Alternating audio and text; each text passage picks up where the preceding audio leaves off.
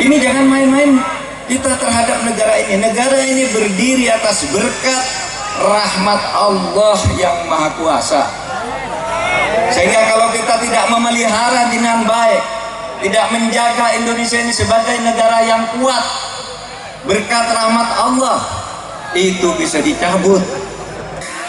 Ahlan wa sahlan Bapak Menko Polhukam, semoga semakin damai dan tentram. Ribuan umat takjub saling memandang kehadiran Pak Mahfud MD sebagai bintang.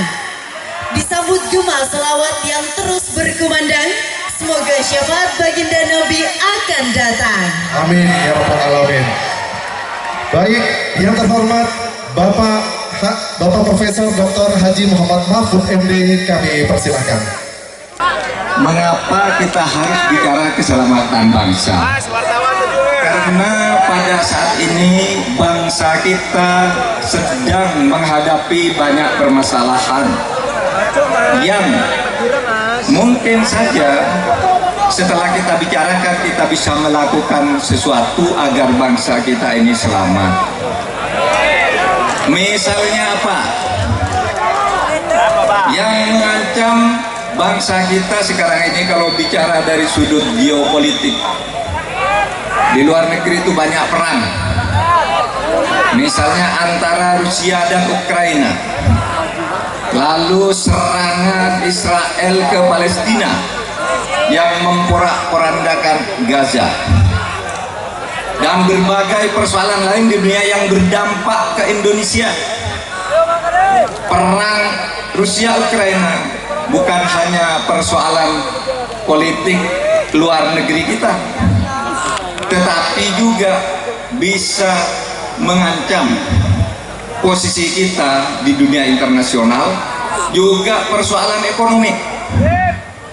Misalnya ini, selama ini kita mengimpor gandum untuk keperluan kita, seperti untuk bakmi, supermi, dan lain-lain yang perlu gandum. Itu mengimpornya 80% dari Uni Soviet dan Ukraina. Kalau perang itu berkelanjutan, maka kita tidak punya sumber yang sama murahnya dari luar negeri, dan itu bisa mengancam perekonomian kita. Begitu juga sekarang ancaman dari bencana alam, ada El Nino, ya, panas yang ekstrim yang mudah-mudahan segera berlalu. Kemudian ada wabah, ada letusan gunung, ada tsunami. Saudara, itu semua perlu keseriusan kita untuk menangani. Kita bangsa Indonesia, kita orang Madura ini punya tanggung jawab untuk datang menjemput sejarah untuk menyelamatkan Indonesia ini dari ancaman bagi kelangsungan kebangsaannya. Mungkin saudara bertanya, Pak, itu kan di luar negeri, itu kan alam. Bagaimana kalau di dalam negeri?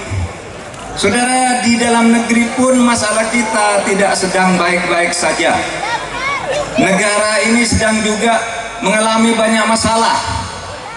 Saya selalu mengatakan, saudara, saya tidak akan kampanye politik praktis. Saya tidak akan kampanye untuk pemilu, tapi saya akan kampanye tentang politik kebangsaan. Bangsa kita ini sekarang diancam oleh perpecahan dan oleh kemunduran. Karena apa, saudara? Karena di Indonesia ini diakui atau tidak sangat banyak korupsi. Saudara sekarang melihat ke arah manapun di Indonesia ini selalu ada korupsi. Coba dari sini saudara lihat ke atas, ada pesawat lewat, ada korupsi di perusahaan pesawat terbang. Lihat ke laut, ada illegal fishing, pencurian ikan secara ilegal. Lihat ke hutan, ada korupsi di bidang kehutanan. Lihat ke rumah sakit, ada korupsi di bidang penyelenggaraan kesehatan. Di mana-mana banyak korupsi. Sementara penegakan hukum kita ini harus diakui masih lemah. Siapa yang ditindak secara hukum karena korupsi, karena kesalahan, itu biasanya hanya terkena kepada orang yang apes. Apes saja itu, bukan karena sebuah program yang terencana. Hampir semua orang korupsi, tapi yang kena hanya sedikit. Itu berarti hanya yang apes. Seharusnya ada satu langkah yang lebih sistematis untuk mencegah dan menindak korupsi. Saudara sekalian, kalau mau bicara dari sudut agama, saya ingin katakan bahwa Nabi Muhammad Rasulullah Sallallahu Alaihi Wasallam pernah mengatakan bahwa hancurnya bangsa-bangsa dan negara yang kuat di masa lalu itu oleh karena hukum tidak ditegakkan. Kalau ada orang kuat, orang kaya raya, orang punya jabatan, punya salah, hukum tidak bisa ditegakkan. Mereka bisa membayar, mereka bisa menteror, dan mereka bisa menyuap sehingga bebas. Kalau ada orang kecil salah, langsung ditangkap dan dihukum. Terkadang diadili di tengah jalan dan aparat diam. Saudara, dalam sebuah hadis sahih disebutkan bahwa ada kisah dari seorang penduduk Madinah yang aristokrat kaya raya, namanya Bani Makhzum. Anak Bani Makhzum ini perempuan kedapatan mencuri.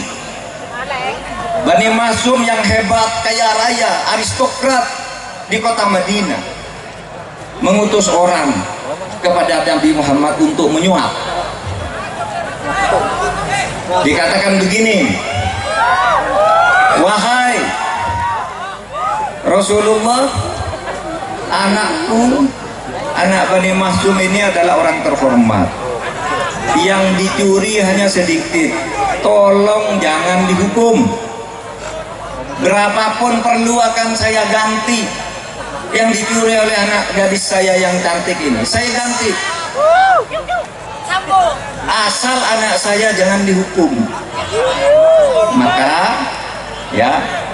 Maka Nabi mengatakan begini, saudara Bani Makhzum, kata Nabi, ketahuilah bahwa hancurnya bangsa-bangsa dan negara besar di masa lalu itu karena hukum itu kalau menghadapi orang kuat tidak dilaksanakan, tapi begitu menghadapi orang lemah, hukum had langsung ditegakkan. Maka kata Nabi, fa'ayyamallah law anna Fatimah binti Muhammad sarqat faqata'tu yadaha. Demi Allah, kalau anakku sendiri Siti Fatimah mencuri, saya potong juga tangannya, apalagi cuma anaknya Bani Makhzum. Kenapa Nabi? Kenapa Nabi engkau mau memotong tangan seumpama anakmu mencuri? Kata Nabi, karena kalau hukum tidak ditegakkan, lama-lama negara kita ini hancur. Coba lihat tuh, Fir'aun jatuh karena tidak ada hukum di sana ketika dia sudah sangat kuat. Persia, Romawi, itu zaman-zaman Nabi, bergelimpangan. Sehingga saudara, kalau saudara ingin menyelamatkan bangsa dan negara ini, salah satu hal penting adalah bagaimana hukum itu bisa ditegakkan dengan benar. Saya sudah mengatakan, kalau di negara ini hukum bisa ditegakkan dengan benar, maka 50% persoalan bangsa ini sudah selesai. Sisanya yang 50% itu bisa dibagi kecil-kecil. Hukum 50%, ekonomi 5%, pendidikan 2%, sisanya kecil-kecil bisa diselesaikan masalahnya. Asal hukum ini tegak dulu. Ini jangan main-main kita terhadap negara ini. Negara ini berdiri atas berkat rahmat Allah yang Maha Kuasa. Sehingga kalau kita tidak memelihara dengan baik, tidak menjaga Indonesia ini sebagai negara yang kuat, berkat rahmat Allah itu bisa dicabut. Kalau kita bertanggung jawab, mari kita jaga negara ini. Apa yang harus kita lakukan untuk menjaga agar negara ini kuat? Tegakkan konstitusi, tegakkan hukum. Siapa yang bertugas menegakkan hukum dan konstitusi ini? Pemerintah. Oleh sebab itu, saudara, apa peran saudara yang bisa dilakukan? Ikut pemilu dengan jujur, adil, dan tulus. Ikut pemilu. Saya tidak akan menyuruh saudara milih siapa, tidak penting. Saudara sudah bisa berkonsultasi dengan para kiai, dengan kelompok belajar, dengan kampus, baca buku, baca berita. Saudara bisa menyimpulkan siapa yang harus saya pilih di dalam pemilu itu. Oleh sebab itu, pemilu itu harus dilaksanakan secara demokratis, jujur, adil, dan beradab. Saudara semua harus ikut pemilu. Jangan berpikir saya tidak ikut pemilu, itu calonnya jelek semua. Jangan begitu. Di antara calon-calon yang ada itu, pilihlah yang paling baik. Itu kalau ingin menyelamatkan bangsa dan negara ini dalam waktu dekat, ini kita harus merancang satu pemerintahan yang kuat, bersih dari korupsi, kolusi, dan nepotisme. Harus bersih dari itu. Dan caranya adalah saudara mengikuti pemilu dengan baik. Mari kita jaga negara Indonesia ini. Saudara, tugas besar kita juga di dalam geopolitik. Sekarang ini kita sedang diberi tugas, diberi kepercayaan oleh dunia internasional. Ketika pekan lalu Presiden berkunjung ke Amerika dan di situ diberi mandat agar Indonesia menjadi penengah konflik di Palestina. Saudara sekalian, saya ingin tegaskan, Indonesia sejak tahun 1945 sudah menyatakan mendukung Palestina sebagai negara merdeka.